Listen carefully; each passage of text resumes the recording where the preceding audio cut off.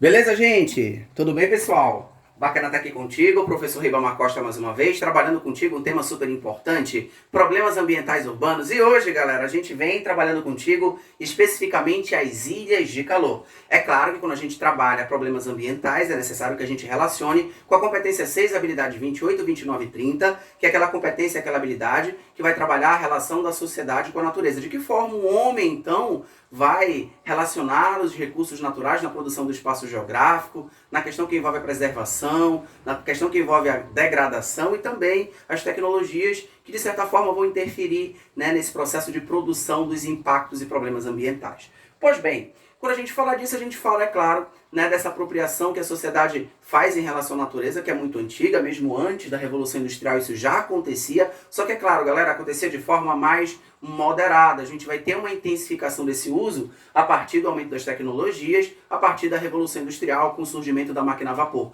O homem passa a usar demasiadamente os recursos naturais e isso promove, se inicia assim, né, impactos, problemas ambientais, né, mais significativos, a partir então desse contexto histórico que seria a Revolução Industrial. Com o aumento das tecnologias, o uso sobre o espaço geográfico ele vai aumentar, sobretudo, o espaço geográfico das grandes cidades. A gente vai ter, então, a cidade como locus do processo produtivo, o aumento populacional muito intenso que leva ao aumento do consumo e, consequentemente, o uso cada vez maior desses recursos naturais. A gente vai ter, então, uma sobrecarga sobre a base da natureza, sobre as bases naturais, devido então à Revolução Industrial, devido ao aumento do consumo, né, que se deve ao aumento populacional nas grandes cidades. Sendo assim, os problemas ambientais aumentam tanto nos países ricos quanto nos países pobres. Só que a gente tem que lembrar, galera, que os países pobres vão ser os mais atingidos por esses problemas ambientais, devido ao seu processo de urbanização ser um processo desordenado,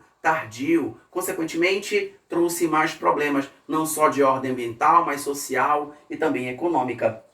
Hoje, para ti, para nós vamos então falar um pouquinho sobre as ilhas de calor. O que seria isso, gente? Isso é um fenômeno, né, de aumento anormal da temperatura, sobretudo nas áreas centrais dos grandes centros urbanos. Então a gente percebe que a gente vai ter uma diferença de temperatura entre as áreas centrais e as áreas adjacentes, como a gente observa na imagem, tá vendo? Essas áreas centrais elas vão ser mais quentes do que as áreas do seu entorno. Agora, por que isso acontece? E o grande detalhe de tudo isso, a grande curiosidade, é que tanto as áreas centrais como o seu entorno estão no mesmo tipo climático, né? Mas a gente vê então essa diferença de temperatura entre eles. Isso se deve devido às áreas centrais terem então maior quantidade de construções, como a imagem mostra pra gente. A gente observa então que 98% dessa energia, desse calor, acaba sendo absorvido, trazendo então dias e noites muito quentes. Esse fenômeno, essa sensação, né, de altíssima temperatura nos grandes centros urbanos, nós chamamos de ilhas de calor. Isso causa, é claro, uma instabilidade ambiental, isso causa também uma instabilidade climática. Na medida que as temperaturas são muito altas, a gente vai ter, então, em algumas regiões, uma maior evaporação das superfícies líquidas, que levam, então, a chuvas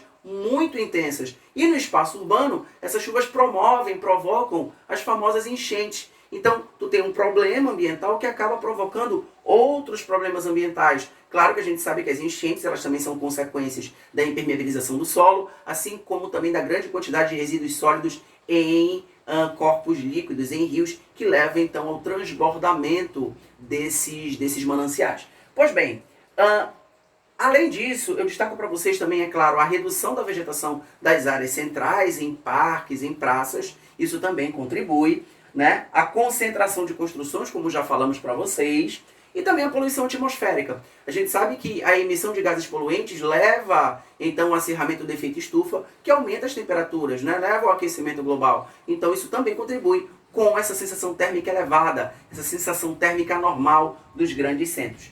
Quais seriam as alternativas que a gente encontra às ilhas de calor? Primeira alternativa, galera, telhados verdes. Os sistemas de engenharia já vêm usando muito isso aí, colocando em lajes esses tipos de espécies vegetais que promovem então maior evaporação e retenção da água da chuva, o que reduz as enchentes e também contribui com as ilhas, com a redução das ilhas de calor. Também, como alternativa ecológica, temos ampliação da arborização das cidades. Então a gente precisa fazer com que as praças, os parques, tenham mais áreas verdes, contribuindo assim então com a umidificação mais elevada do ar. Outra coisa, o uso de material reflexivo em sistemas de engenharia que promove então uma reflexão maior desse calor. Também isso já vem sendo muito utilizado na arquitetura, na engenharia. E por fim, jardins verticais, ou seja, espécies vegetais em paredes de edificações e também, né, o sistema de engenharia e arquitetura vem usando também os espelhos d'água, né, e também os lagos, né, para harmonizar ambientes, promovendo também maior umidade dessas áreas.